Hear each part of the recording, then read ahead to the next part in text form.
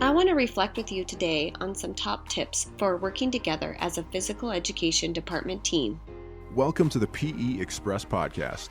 Today's host is Jessica Shawley, a National Board Certified Teacher Leader from Idaho and a Shape America National Teacher of the Year. It really is a privilege to collaborate with others. And when it comes to working within your department team, whether it's at the building level or the district level, there are several key tips to keep in mind. First, each individual on the team needs to commit to having a positive mindset.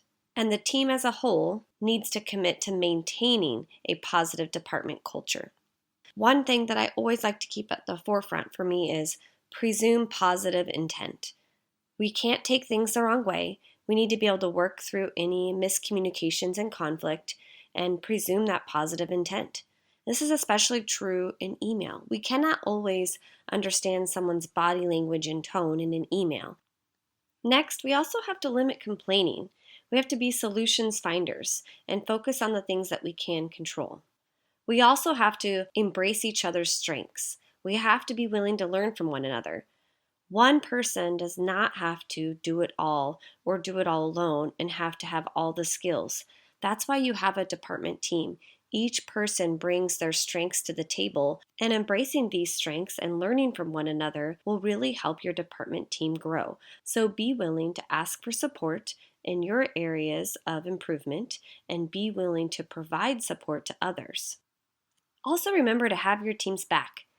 We need to support each other. We are a team. So whether it comes to the different busy seasons that people have, whether they're coaching or on different committees, how can you help support them? What do they need a helping hand with?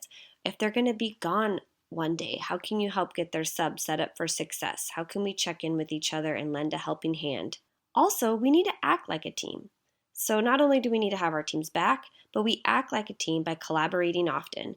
We check in with each other. We tell each other what's going well, not so well, either in our classes or as a program, what equipment is needed. So meeting, whether it's small, short, 15-minute meetings, once a week, once every 2 weeks, or if you have common collaboration time, you're checking in on that program vision. Are we going in the direction that we want to go? And then also, it's like any good parenting plan. When you're all on the same page as a staff, then the students see that too, and they can respect that, and they know that you're all there working together. You have common expectations for behavior of the students and common expectations for grading and assessment, and each teacher has their own style for implementing these common expectations. Another best practice for our PE teams is to be willing to try new things. We could always learn something new. Whether it's one person trying out a new idea, two people trying out a new idea together, and then reporting their results back to the team to ask for feedback on how it went. Either way, it's important that when someone wants to try out a new idea, you support them in that.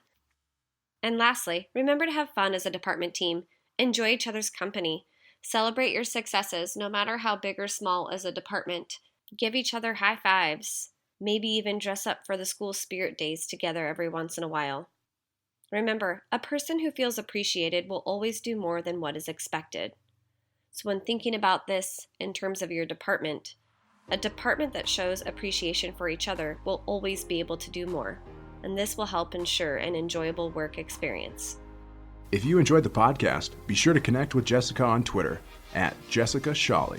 Don't forget to subscribe to the PE Express podcast for more tips, activity ideas, and strategies to help you become a better PE professional.